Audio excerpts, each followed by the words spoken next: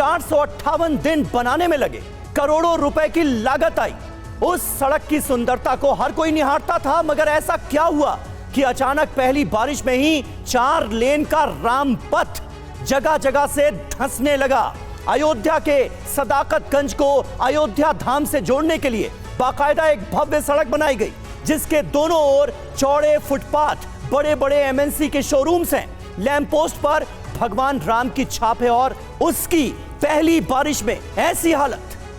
मगर अब ये सड़क सवालों के घेरे में है। आरोप लग रहे हैं कि आनन फानन में घटिया तरीके से रामपथ का निर्माण कर दिया गया।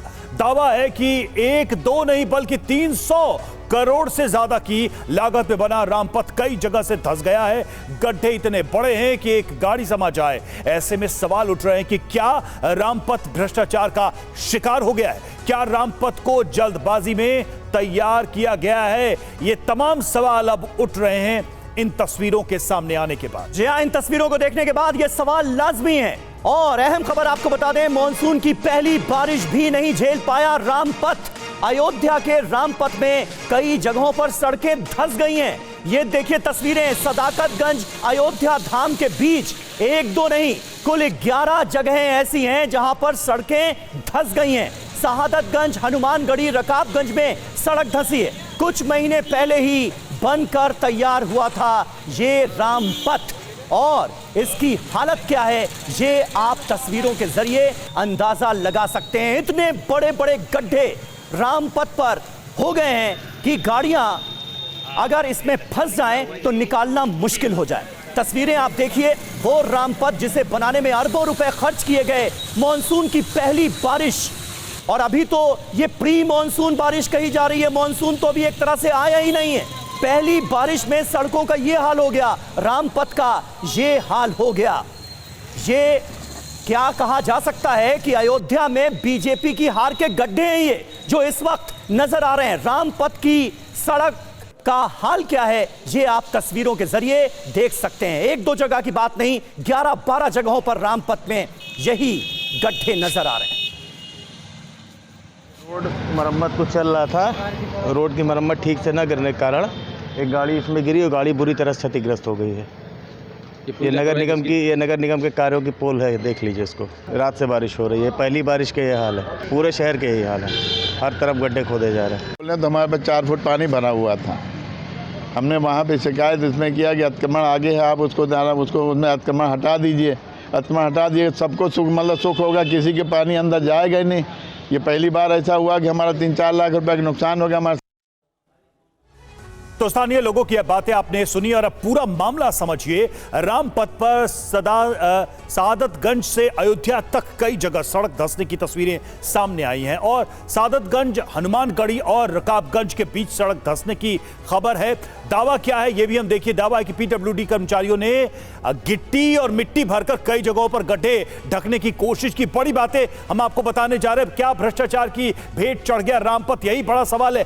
पहली बारिश में क्या हाल हुआ तो देखिए, शहादतगंज से अयोध्या तक कई जगह सड़क धंस गई और शहादतगंज रकाबगंज के बीच 11 जगह, 1-2 नहीं 11 जगह ऐसी तस्वीरें आई जहां पर सड़क धंसी हुई मिली। जी हां, पहली बारिश भी नहीं झेल पाया, करोड़ों अरबों की लागत से तैयार हुआ ये रामपथ। 13 किलोमीटर के रामपथ में करीब 20 जगहों पर गड्ढे की तस्वीरें सामने आई हैं। लोग कह रहे हैं ये क्या बनाया है, भ्रष्टाचार किस लेवल पर हुआ है कि यह हालत हो गई पहली बारिश में ही। पहली बारिश में ऐसा हाल, शहादतगंज से अयोध्या धाम तक सड़क का हाल पूरी तरह से बेहाल नजर आ रहा है। ऐसे में यह सवाल अपने आप में लाजमी है कि भ्रष्टाचार की भेंट तो नहीं चढ़ गया रामपथ, क्योंकि ये तस्वीरें कुछ ऐसी ही कहानी बयां कर रही हैं। रामपथ को लेकर अयोध्या के लोग क्या कह रहे हैं ये जानने के लिए उनसे बात की हमारे संवाददाता पंकज झा ने। उनका बयान भी सुनिए।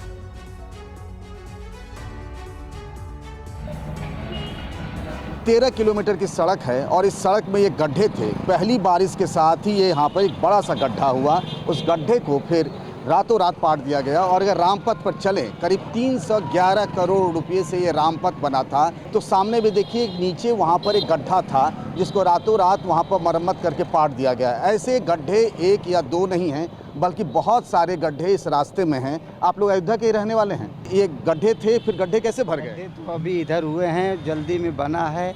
अब बना है किस तरीके से भगवान जाने, मगर ये है कि एक ही उसमें जो है बरसात में ये देखने को मिल गया। जब असली बारिश होगी, मानसून की बारिश, तब क्या होगा? तब तो भगवान जाने, राम जाने, प्रभु राम जाने।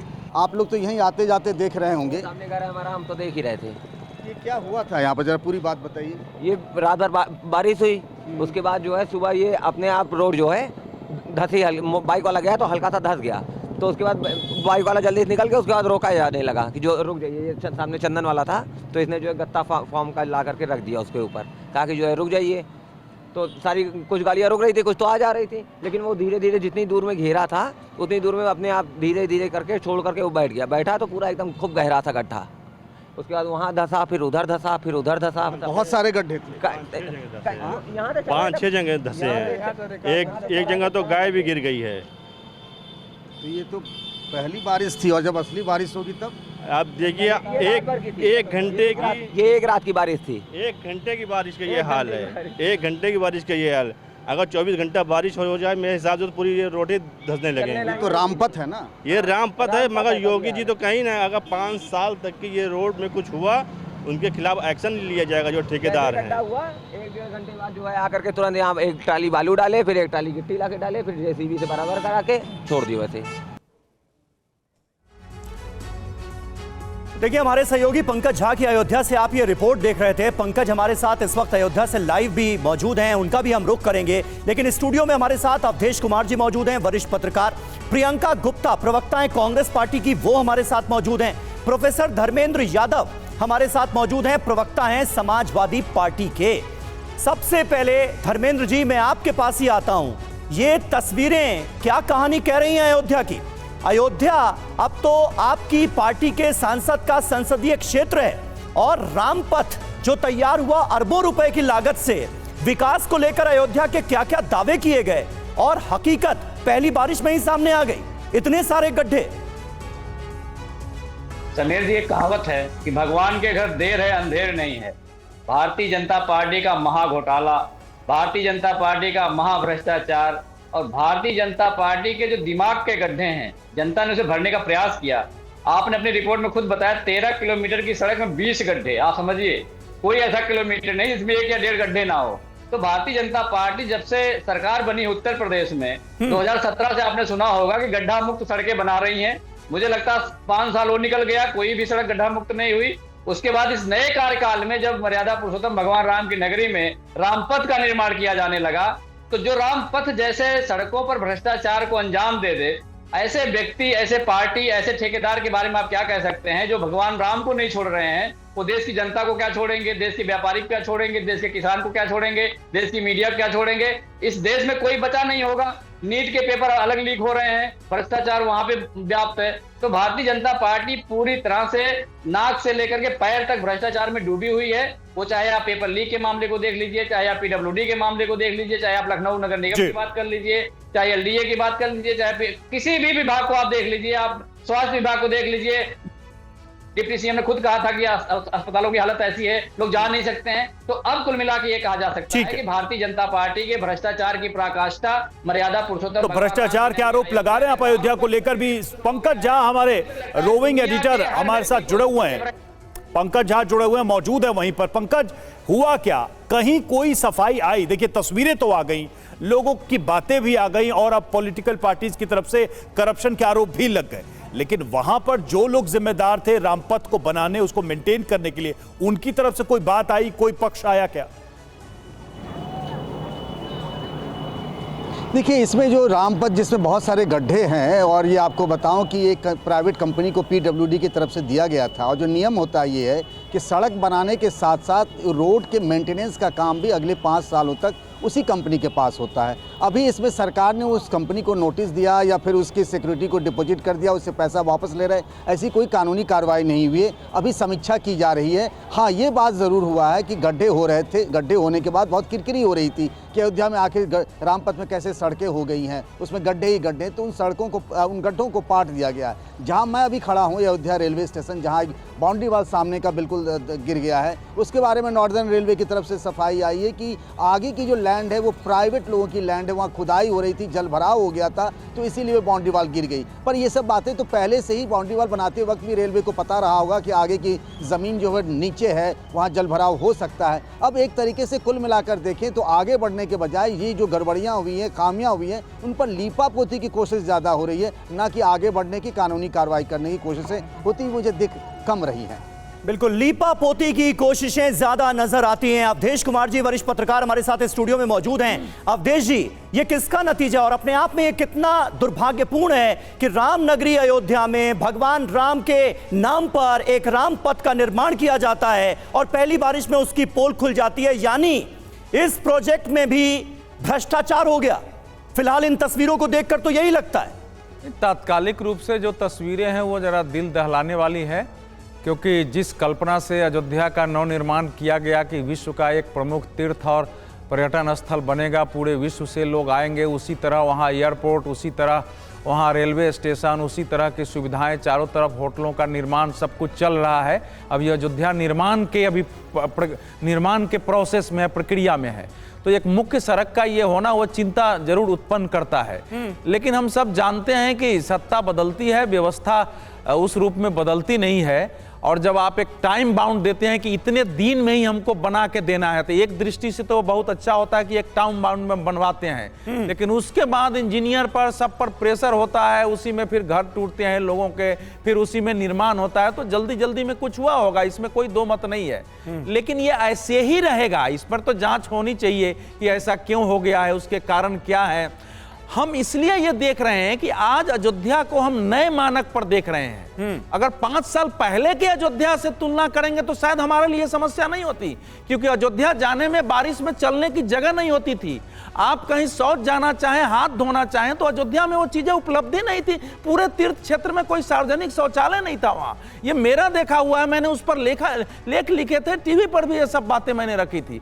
लेकिन आज की अयोध्या के लिए एक भी छिद्र होना, एक भी गड्ढा होना, वो जरूर समस्या पैदा करती है। लेकिन हमारे सामने 2 रिपोर्ट है, एक तो मंदिर की है और ये के है।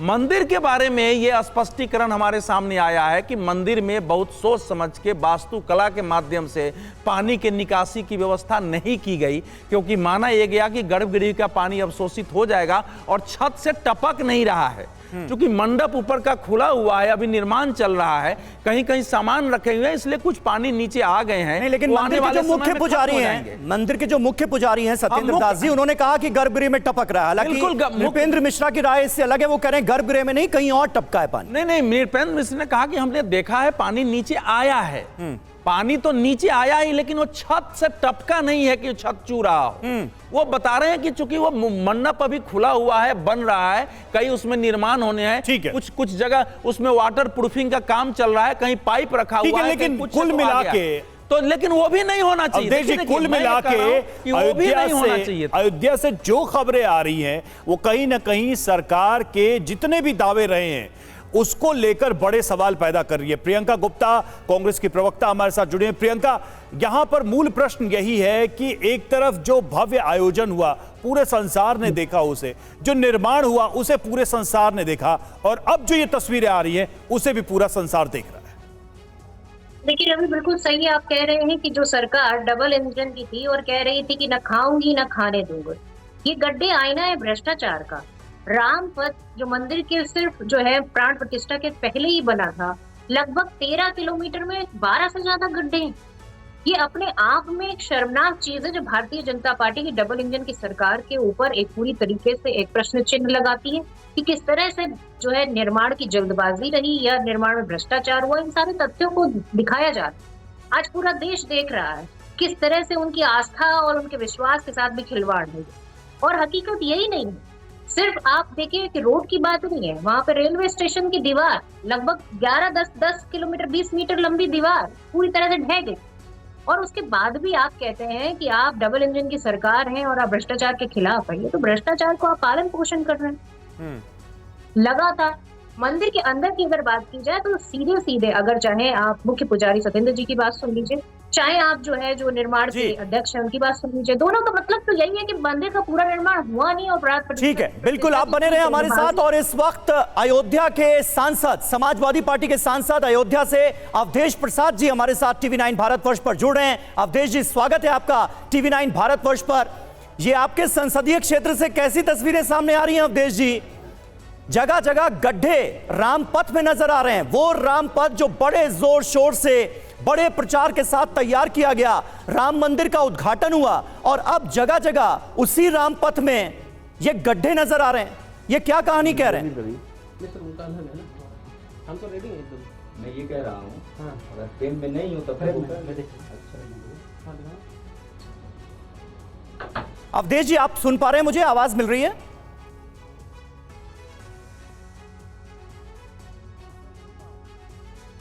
अवधेश प्रसाद जी हमसे जुड़ तो गए हैं, लेकिन ऐसा लग रहा है कि उनको हमारी आवाज नहीं मिल पा रही है। अवधेश जी, आवाज नहीं मिल रही आपको? नहीं, आवाज मिल रही है जी। अवधेश जी, मैं आपसे यह जानना चाह रहा था कि अभी अयोध्या की तस्वीरें हम देख रहे हैं, उसी पर हम चर्चा भी कर रहे हैं। रामपथ अरबों रुपए की लागत से तैयार किया जाता है, पहली बारिश में सारी पोल खुल जाती है, जगह जगह गड्ढे ही गड्ढे नजर आ रहे हैं। ये क्या हुआ है? किस तरह का निर्माण हुआ है? ये भ्रष्टाचार का एक उदाहरण है। भ्रष्टाचार का उदाहरण है और अफसोस के साथ कहना पड़ रहा है कि रामपथ, यूँ तो रामपथ की शुरुआत हमारे आवास शहादगंज जहाँ हम रहते हैं वहीं से हुई है, लेकिन ये जानकारियाँ मिल रही हैं, लोग आए भी हैं कि 10-15 जगह बैठ गया है, रामपथ बैठ गया है और लोगों के घरों में पानी भी जा रहा है। एक गाड़ी फंस गई थी, लोग काफ़ी इंजर्ड हुए। ये तमाम घटनाएं, और यहाँ तक कि रेलवे स्टेशन पर दीवार जिसका माननीय प्रधानमंत्री ने उद्घाटन भी किया था वो भी गिर गई। और बरसात भी, अभी तो थोड़ी बरसात हुई है, बरसात की शुरुआत हुई है और जब बरसात पूरी तरह से होगी तो ये रामपथ जो है कितना लोगों के लिए खतरनाक हो जाएगा। रामपथ का हम लोग स्वागत करते हैं, उसके निर्माण में सारे लोगों का सहयोग था, लोगों में कहीं कोई वो नहीं थी, लेकिन अब आप देख रहे हो इससे ज़्यादा भ्रष्टाचार और क्या हो सकता है। जो राम के नाम पर पथ बना हो उसमें भी भ्रष्टाचार दिखाई पड़े, और भ्रष्टाचार अपने आप इस बात का है कि थोड़ी ही पानी बरसने में सड़कें ढह गई हैं। ये सारे तो आप कह रहे हैं कि भ्रष्टाचार हुआ है। 30 तारीख को फैजाबाद जा रहा हूँ और ये देखूंगा और इस पर जो है बहुत ही प्रभावी कार्रवाई की मांग करूंगा। ठीक है, आप कार्रवाई की मांग कर रहे हैं, लेकिन बतौर अयोध्या के सांसद सरकार से, चूंकि दावा यही है कि डबल इंजन की सरकार है उत्तर प्रदेश में, राज्य सरकार से, केंद्र सरकार से आप अपनी तरफ से क्या कहना चाहेंगे?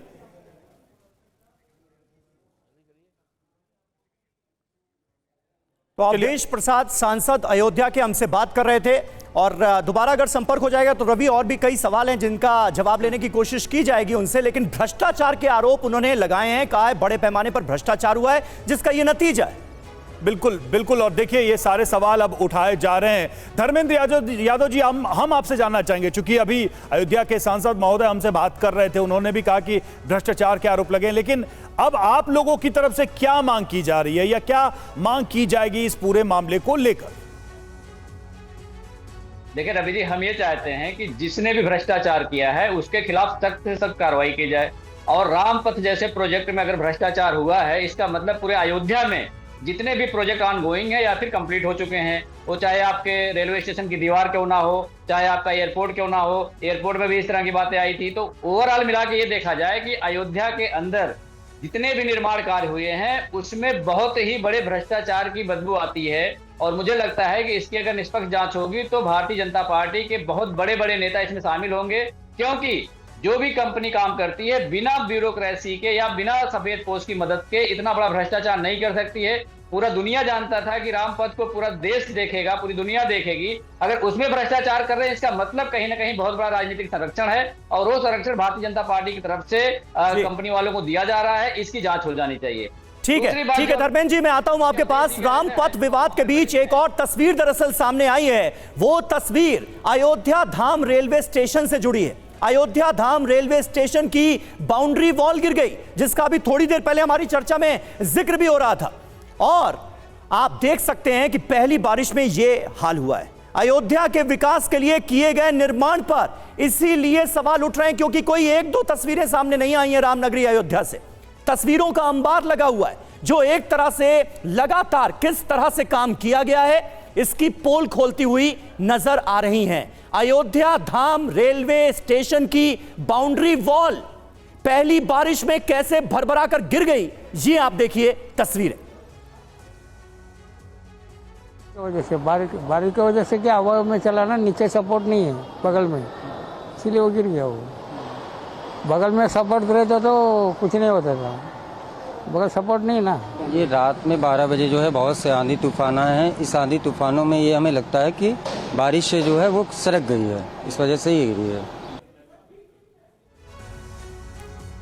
तो ये स्थिति है। और देखिए, अब सवाल तो उन अधिकारियों या उन जिम्मेदार लोगों से किए जा रहे हैं जिन्होंने इस पूरे निर्माण कार्य को देखा। जिम्मेदार विभाग और उसके अफसरों की स्थिति आप देखिए कि अभी तक इस पर कोई वर्जन हमारे सामने नहीं आया है। तो कुछ अहम सवाल हैं, जरा उस पर भी गौर करिए। करोड़ों के खर्च के बाद पहली बारिश में ये सड़क धसी कैसे, ये दीवार गिरी कैसे, ये सबसे बड़ा सवाल पूछा जा रहा है। क्या रामपथ का जल्दबाजी में निर्माण किया गया? ये एक महत्वपूर्ण सवाल है क्योंकि कम समय था, एक टारगेट के तहत ये काम पूरा किया गया। और क्या निर्माण में खराब मटेरियल का इस्तेमाल किया गया? गुणवत्ता जो है जिन चीजों का इस्तेमाल किया गया उसकी काफी खराब थी। क्या निर्माण के तय मानकों का पालन नहीं किया गया? और क्या रामपथ का धंसना सरकारी भ्रष्टाचार का एक बड़ा सबूत है? ये सारी बातें अपने आप में अब सरकार के लिए एक सिरदर्दी हैं, क्योंकि ये जवाब तो देना ही पड़ेगा सरकार को, ये जवाब तो देना पड़ेगा उन जिम्मेदार लोगों को। पंकज के पास चलेंगे हम। पंकज वहां मौजूद है। पंकज, यही बात बार बार पूछी जा रही कि कौन लोग थे जिन्होंने ये लापरवाही की होगी? इतने बड़े प्रोजेक्ट, इतना महत्वाकांक्षी प्रोजेक्ट, इतना चिर प्रतीक्षित प्रोजेक्ट, और उसमें पहली बारिश में ये पोल खुल गई। अगर अभी के हिसाब से देखें तो किन किन लोगों की जवाबदेही बनती नजर आ रही है इस पूरे मामले में?